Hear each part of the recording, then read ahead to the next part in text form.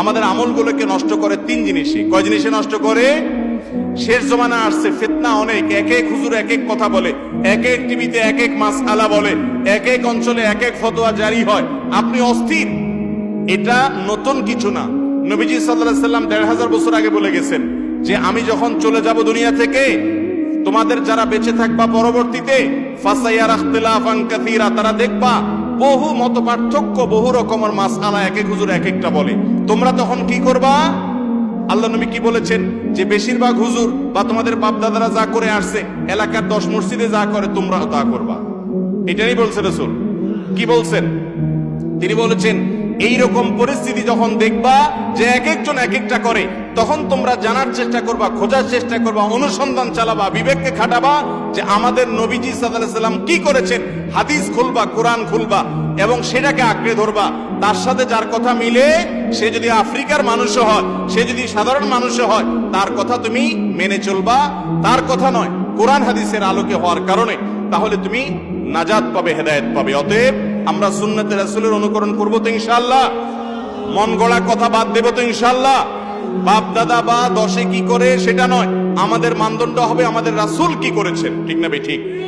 আল্লাহ তাআলা আমাদেরকে মূলের সাথে, স্যাম্পলের সাথে, মডেলের সাথে মিল রেখে আমল করার তৌফিক দান করুন।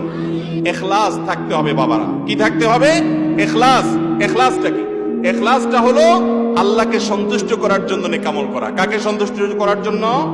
আল্লাহকে সন্তুষ্ট করার জন্য। আপনি নামাজ পড়ছেন, কিন্তু আপনার ধান্দা হলো মালিক নামাজি তো হুজুর মানুষ, অতএব তার কারখানায় কাজ করলে, তার কোম্পানিতে কাজ করলে, নামাজটা পড়লে তার কাছে ভালো সাজা যাবে, প্রমোশন হবে, চাকরিটা স্ট্রং হবে। আর যদি এখানে নামাজ না পড়ি তাহলে তো আমার সাথে তার ভালো সম্পর্ক হবে না। এই জন্য মালিককে দেখানোর জন্য নামাজ পড়ছেন। এই নামাজের সওয়াব আল্লাহর কাছে পাওয়া যাবে? যাবে না। যেই কোনো ভালো কাজ করেন, নাম্বার 1 ঈমানটা ঠিক আছে কিনা, শিরিক থেকে নিজেকে পরিচ্ছন্ন রাখতে পেরেছেন কিনা, এটা 1 নম্বর শর্ত দেখবেন। নাম্বার 2 ওই আমলটা যে পদ্ধতিতে প্রক্রিয়াতে করছেন, এটা মুহাম্মদ সাল্লাল্লাহু আলাইহি সাল্লামের পদ্ধতি প্রক্রিয়া কিনা সেটা দেখবেন। নাম্বার 3 সে আমলটা কি আল্লাহকে খুশি করার জন্য, আল্লাহর কাছ থেকে বিনিময় পাওয়ার জন্য, নাকি দুনিয়ার ধান্দায়, এটা চিন্তা করবেন। যদি দুনিয়ার ধান্দা হয় তাহলে 3 নম্বর শর্ত ভঙ্গ, যার কারণে সে আমলের কোনো বিনিময় আল্লাহর কাছে পাওয়া যাবে। আমাদের দেশে অনেক মানুষ আছে হজ করে, ওমরা করে এত গল্প দেয়, এতবার বলে, মানুষের কাছে বলতে বলতে বলতে বলতে বাপখানা এমন যে উনি মানুষের কাছে গাল গল্প দেওয়ার জন্যই ওমরা বা হজে গেছে। আছে না নাই? ওমরা বা হজে যাওয়ার আগে দেখা যায় এলাকার মানুষকে দাওয়াত দিয়ে খাওয়ায়। এক সময় মানুষ পানির পথে হজে যেত, ওমরা যেত, যেতে মাসকে মাস লেগে যেত, আবার ফিরে আসবে কিনা জানতো না। তখন সবার কাছে মাপটাপ চেয়ে যাওয়ার ব্যাপার ছিল। এখন তো আল্লাহ তাআলা সহজ করে দিয়েছেন, 6 ঘন্টা 7 ঘন্টায় হজে চলে যাওয়া যায়। এখান থেকে ঢাকা যাওয়া যত কঠিন, হজে যাওয়া ঢাকা থেকে জেদ্দা যাওয়া তার চাইতে বহুগুণ সহজ। তো এখন আপনি গোটা এলাকার মানুষকে দাওয়াত দিয়ে খাওয়াইতেছেন, কি উদ্দেশ্য? যদি উদ্দেশ্য থাকে এটা যে সবাই জানলো আমি হাজী সাহেব হইতে যাইতেছি, আমি হবু হাজী, অতএব এই হবু হাজী এটা হওয়ার জন্য, এটা জানানোর জন্য সবাইকে ডাইকে খাওয়াইলাম, তো ও হবু হাজী সাহেব আপনার এই হজের চুল পরিমাণ কোন সওয়াব আল্লাহর কাছে পাবেন। কথা কি বুঝাতে পারছি? আপনি যদি কাউকে বলেন কোনো কিছু, আপনার নাম বললো, আল্লাহ লিখলো না বা বললো না, আপনি যদি বলেন যে বাবারে বাইরে আল্লাহ তো আমার পশ্চিম দিকে নিছিল, তার মানে আমার নামের শুরুতে আলহাজ নাই কেন, তাহলে আপনার হাজ ওখানেই শেষ, আপনার হজ সেখানেই শেষ। দান করার সময় ভেজালটা সবচেয়ে বেশি হয়। মসজিদে ফ্যান একটা দিচ্ছেন, নাম লিখে দিচ্ছেন সৌজন্যে অমুক, সৌজন্যে তোরাবালি, আছে না নাই?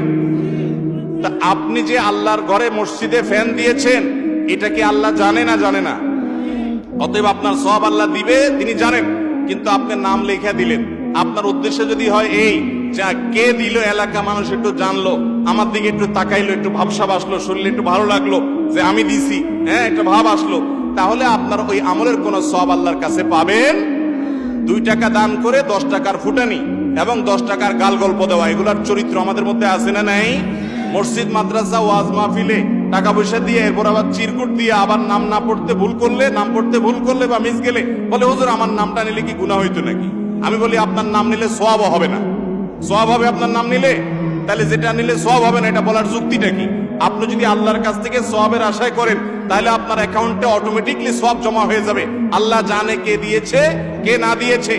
আর যদি মানুষের কাছ থেকে পাওয়ার জন্য করেন, কিন্তু বাবারে সেটার জন্য এই সমস্ত কাজ না করে রাস্তায় দাঁড়ায় দাঁড়ায় ওই ক্যাম্বাসারদের মতো 2 নম্বরই করেন, সেটা অনেক ভালো।